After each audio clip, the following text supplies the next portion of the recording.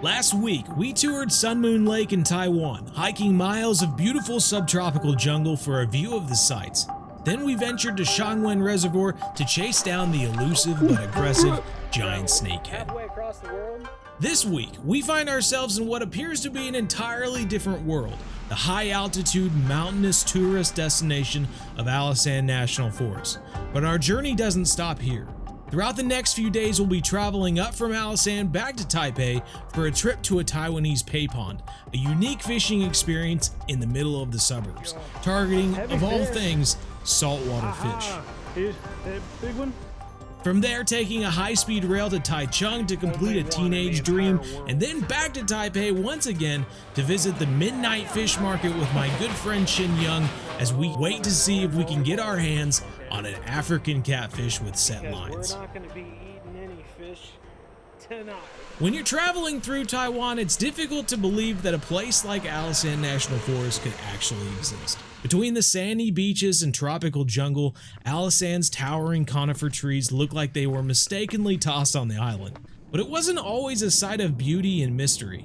In fact, during the Japanese rule in Taiwan, the Japanese took notice of the beauty and value of Taiwanese red and yellow cypress trees, chopping down a large portion of the forest to ship back to Japan. Today, as you walk through this forest that feels hundreds of years old, it can take you by surprise to learn that the trees over top of your head were planted throughout the 1950s and 70s. And what can at times feel like a large boulders amongst the thousands of newer trees are actually the ancient stumps of many of those old trees cut down during the Japanese occupation. Many of these tree trunks have names and have become tourist sites all their own, like interesting groups of stalagmites and stalactites of a cave tour. However, coming upon one of these tree trunks on your own in the forest, not given a fun name for the tourists, seems a lot like finding a dead beached whale. This odd combination of a grave feeling of sadness with that of wonder and amazement that something like this, of this size, used to be alive out there.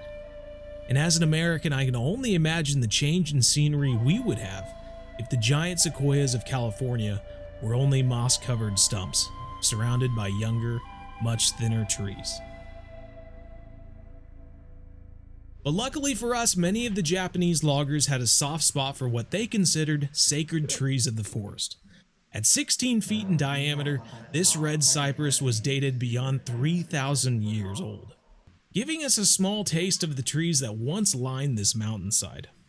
Unfortunately, in 1956, lightning struck the tree, causing a fire. And despite getting the fire out over 20 hours with nearly 200 people in attendance, the tree had essentially died. And this was a problem, because they had just built a pavilion next to the sacred tree to wish President Chiang Kai-shek, you know, the one who built that giant pagoda at Sun Moon Lake, to wish him a long life on his 67th birthday. As superstitious or desperate as they were, the forestry workers secretly planted saplings on top of the dead tree to artificially show that no matter what, the tree and the president would continue to thrive. Today, this first sacred tree is unfortunately finally becoming part of the forest floor, having been cut down in 1998 after parts of the tree collapsed onto the adjacent train tracks during a harsh storm. But its memory lives on in the form of its stump, as well as the second sacred tree, which definitely still gives you a feeling of awe.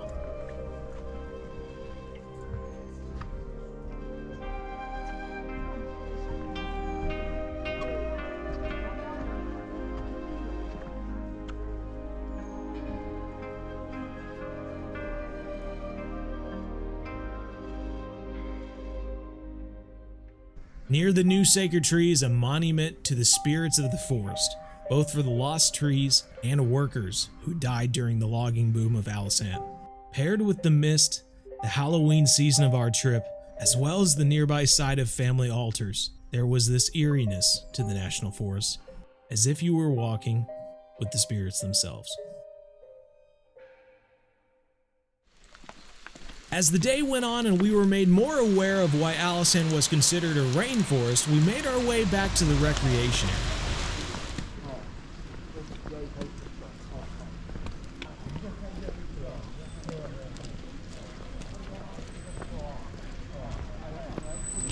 Due to the tourism, this location was filled with local treasures, including trinkets made by indigenous people, as well as food.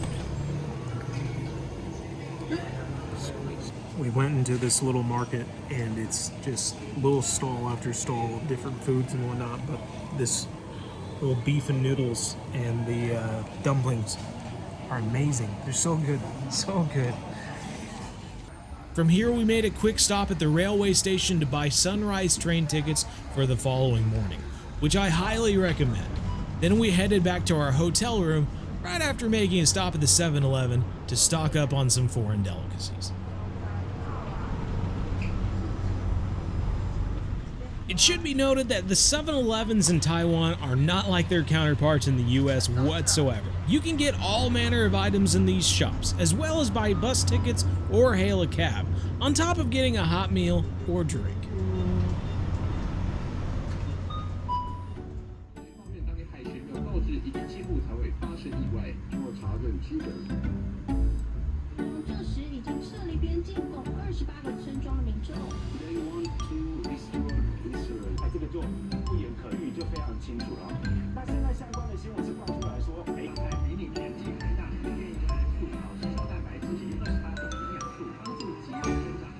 The following day, we woke up in the wee hours of the morning to catch the train to the top of the mountain.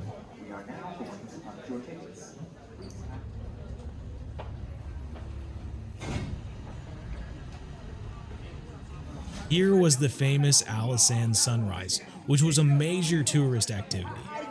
要看什么？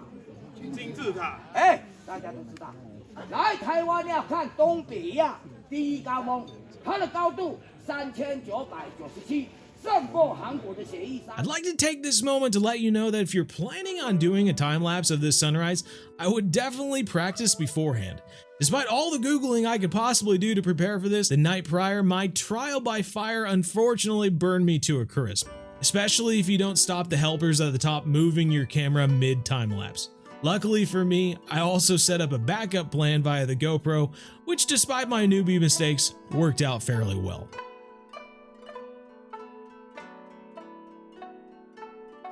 Alishan was a beautiful stop on our tour and gave us a new view of Taiwan. But after our 2 days here, it was time to head back to Taipei for the next leg of our journey. Reserving a seat on the next bus out of Alishan was a must, ensuring that when the bus arrived, we were one of the first on board back to Chiayi to take the high-speed rail to Taipei. Following a night out with my wife's colleagues, I woke up to a morning in Taipei, wandering the streets on my own. Now, whenever I travel anywhere and I'm looking to do some fishing, I always like to take a stop in the bait and tackle shop to get an idea of the tackle they sell. Plus, since losing one of my favorite hats, I was on the lookout for a new one. 你好.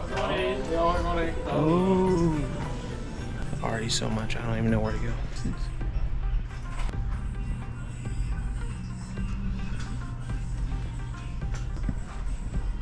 Lots of soft plastics and lots. Oh, look, you got some of that. Interesting. I'm looking at the prices too. $5.50. That's like shy of $20, really. Look at all these rods. Crazy. Life jackets, different reels, all the different shrimp lures they have. Big ones too. Hey.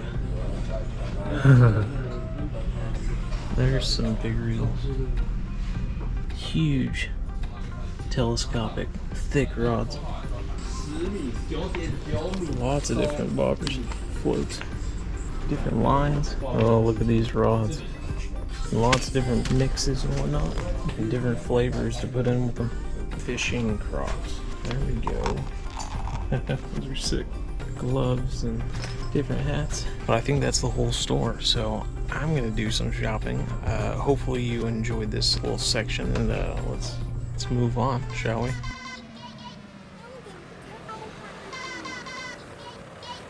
Leaving the tackle shop, I made my way to 369 Fishing Pond in Bai-Tu District. This little jaunt reminded me why I love going through small neighborhoods while on trips, where I finally get to experience Taiwan as a normal person, away from the flashy lights and bustling big cities. But eventually, I reached my fishing destination. All right, we'll see if we can hear me at all because we got this little wind thing pushing up water to kind of give oxygen into the whole pay pond here.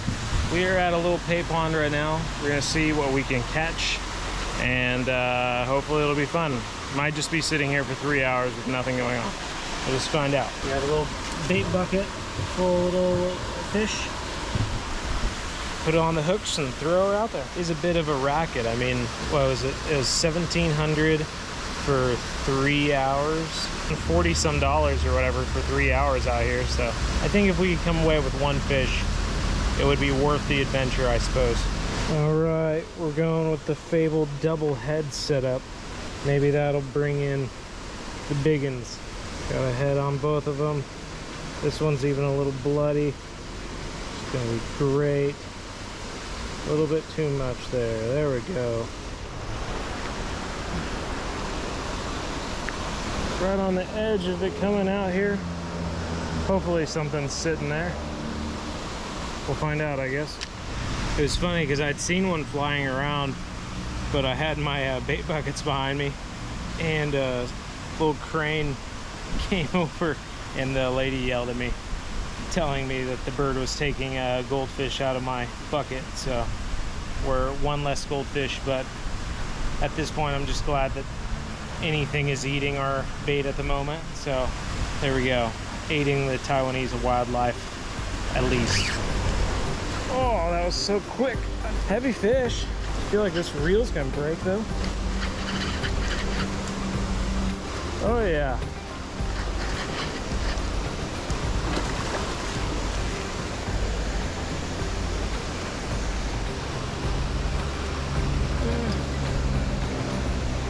Good. Oh, good deal. Wow. Very nice.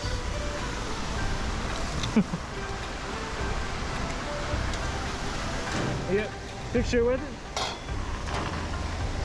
Now, I thought it was important to note here, they did not seem very happy with me always wanting a picture with the fish, as it seemed their main concern was getting the fish back into the water as unharmed as possible. And after watching other people catch fish over the evening, it became fairly apparent that people were just out there to experience the thrill of fighting a strong fish and then letting it go with a snap. But thankfully, they humored my request for photos, which I appreciate. All right, here we go, big guy. Back into the water. All right, now I'm no cowboy, but I got 3 bites in a row in the same location, and it was basically right on the edge. Right on the edge of that foam there. I just casted right into kind of where the shade is, but also right on the edge of that foam. So it's interesting. So we caught the one fish. We're waiting here for another fish, and she comes over and writes 200 on my card. And evidently, that is a refund for returning the fish back into the water. I don't even think I could have kept that fish anyway. They had like a rule about keeping big fish, and you had to release them no matter what, and that kind of grouper is one of those bigger fish. But so it started off at $1,700, now we're down to $1,500. Yeah, so we were at $53, and now $46, almost $47. So the better you are at fishing, the cheaper this experience becomes, evidently. You can tell things are starting to get intense. This guy over there, he wants a fish. These people, they want to fish. They just casted like 5 feet in front of me. That's how bad they want to fish. This guy wants a fish over here. He pretty much went straight into my spot that I got the first fish from. Maybe it was my mistake for not sitting right in front of it. Live and learn, I guess. Live and learn.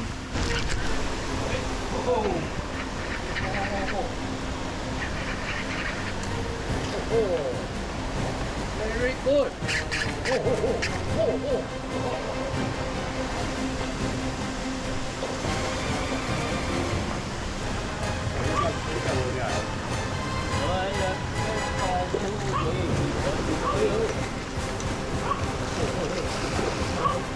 Okay. Good. Hey. Open. Shoot you. Oh, red drum. Hey. Good. Good. Throw it over the side. All right. Oh, cool. Good. 谢谢。400的，400的。哎 OK， 谢谢。哈哈，谢谢。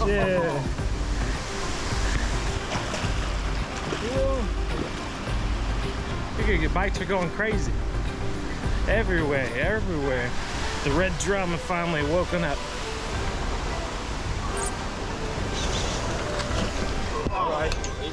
Good.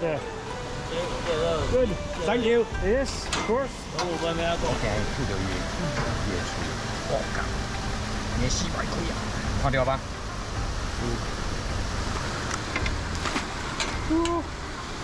Hey. Oh, that was exciting. So they hooked up over there, and they ended up getting a red drum. Then right at that moment, my rod took off. Ended up being a slightly larger red drum. And then this guy hooked up on another grouper. That was awesome.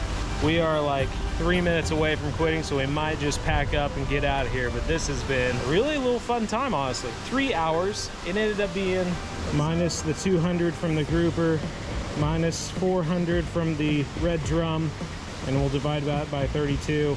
Ended up being $34. $34 for 3 hours fishing out here with grouper and red drum. It's a good time. I enjoyed it anyway. So hopefully, if you ever make it out to Taiwan, you might give it a try.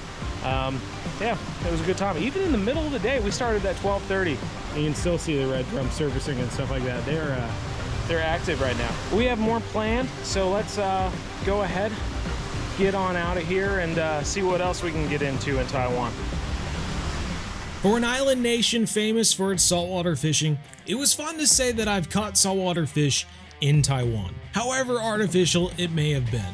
I knew going on this trip that I probably wouldn't ever have time to make my way out onto the open sea, so I'm happy I was able to take advantage of one of the quirky features of Taipei. Plus, the workers took pictures of me with my fish, and I said I would give their fishing spot a good review, so I can say without a doubt, of all the pay ponds I've been to in Taiwan, this is certainly the best, and you should experience it too. But if the theme of fictional experiences making real-life impacts could be put into physical form, the next day I made my way to Taichung to catch a glimpse of a legendary character who made an impact on my teenage years. Alright, so this is a little off the normal path, but because we were in Taiwan and this is the only one in the entire world, I decided we had to stop in Taichung to check out this thing behind me. A statue of Arthas Menethil from Warcraft, and it was a dedication made for creating the most epic entertainment experience ever to a video game company in the US. If you've never played the game, just feel sorry for you. You'll never be able to experience it. If you have experienced it, then this is probably pretty cool because it's like a life-size statue of Arthas. So really cool. Flying the nerd flag pretty high today. Now I may say unapologetically, I might add, that my teenage years lined up perfectly with the golden years of gaming history. Not only did I start young with the Nintendo 64, but then they invented the Xbox, PlayStation, Call of Duty franchise, Halo, Elder Scrolls, and of course, World of Warcraft. Now if you don't know anything about Arthas, The day you were born, the very forests of Lordaeron whispered the name Arthas. or Warcraft, which I'll assume most of you don't, so I won't bore you, this guy would be the equivalent of Darth Vader from Star Wars, but for the Warcraft games. His armor and sword are iconic, and his story of sacrifice to save his people only to become that which would destroy them is legendary amongst those who have played the game or read the books. In fact, it was Henry Cavill that volunteered to play him in a movie if the opportunity ever arose, and we all know who that guy is. I think when you look around at the mania caused by some of these fictional stories, Marvel, Star Wars, Harry Potter, Lord of the Rings, and Warcraft, it's amazing to see how many people were touched by these shared experiences. We may speak different languages, be from different countries, experience different walks of life, and despite all of that, we still share the same hobbies, the same passions, and similar experiences. So when I learned the one life-size statue of Arthas in the world was here in Taiwan, however nerdy that may be, it was an experience I couldn't pass up. The following evening was my last night in Taiwan, but there was a problem. You see, this entire time I've been in Taipei, I had been attempting to link up for a night of fishing with another avid angler, Shin Young, who I also met by reaching out via social media after seeing him fishing with Mike Ike in the same Fish My City episode that featured Dwayne. And we can't get any to bite. But for one reason or another, entirely all on my end I may add, we never quite seemed to make it happen. So as I joined my wife and her colleagues for some fun at a Taiwanese night market, I was messaging back and forth with Shin Young to see if we could make the most of my last night in Taiwan. And thankfully, he agreed. Just try this. Just two. Yeah, just two. Okay. Two is better than nothing. Oh, hey. Frozen. We only have two baits. Might not be good. Making a quick stop at a local grocery store, it was time to head out to our fishing area. Salutica. Okay. 5,000-ish. Did you buy this rod specifically for this? No, It's brand new. brand new. I buy this for the GT fishing. Oh, okay. Yes, but I'm too busy. I did not set it up. You haven't been able to try it out. Yeah. Oh man, and we're gonna use it on catfish. Yeah. And also here is the tissue. Oh, Smell you've thought of everything. Yeah. Okay. Well, those are thickums. Yeah. We are like fishing, I don't even know, 20 feet down right now. Part of our messaging back and forth during my entire stay was trying to decide on what fish to fish for. And out of all the options, I was most interested in potentially getting my hands on an African catfish. These fish are a bit eel-like, having a normal catfish head and whiskers, but with a slimy, soft-skinned body shaped more like a snakehead. So Shin Young took me to the exact same spot Mike Iaconelli caught his African catfish as we prepared to set lines on the Keelung River. Now, as you usually do as you take someone to a new location, at night I might add, Shin Young was quick to tell me that many people considered this to be a bit of a haunted site. Just a few hundred yards from where we were fishing nearly 9 years ago was the site of the horrible Trans-Asia Airways crash, famously caught on video after the plane suffered an engine failure after leaving the airport, killing 43 people. I do have to say though, when your plane is free falling from the air above a major city, you have to consider the countless lives the pilots must have saved, aiming to land in the river, versus crashing into any number of the surrounding high-rise city buildings. A horrible accident for sure, but in some ways a miracle at the same time. And definitely an interesting story to tell someone you've never met before as you bring them to a random location in the dark. Nice. As we finished setting our lines for the African catfish, we headed to the largest fish market in northern Taiwan, Kaiding Fish Market. This market was created during the Qing Dynasty and was named after the stone streets it was built on. Hilariously, the market was renamed in 1978 while under Chinese rule. However, the Taiwanese people being Taiwanese still call it the Kansai Market. Here we were able to witness all that Taiwanese fishing has to offer. We call the fire fish. Oh wow. Yeah, it's so tasty. He wants to show in the YouTube. Oh. Yeah. You are lucky. You are lucky for this kind of fish. This fish was called the earthquake fish. An oarfish. I mean,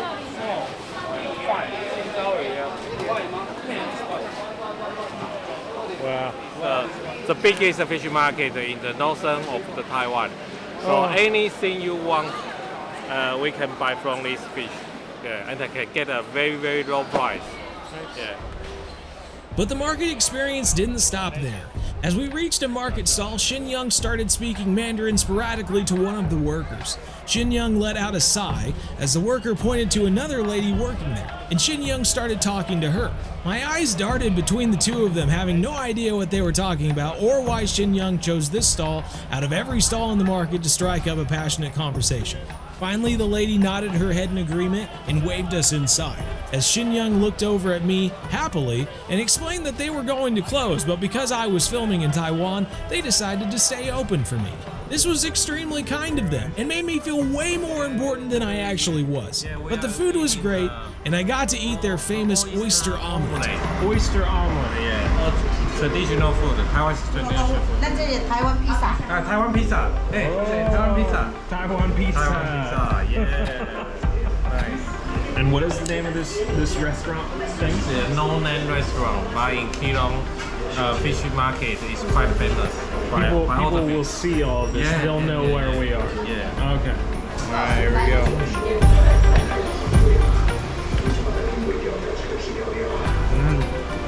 Good. My chopstick skills are being tested right now. Give you a crab and can have a cook, and you can take it for you and your wife. For my wife.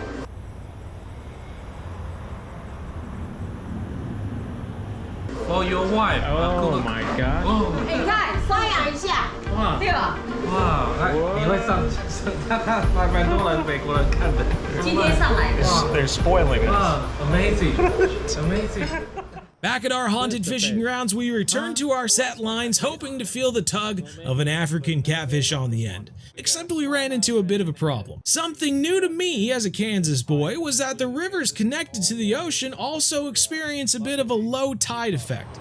So by the time we returned to our set lines, a few of our baits were only in like 2 to 3 inches of water.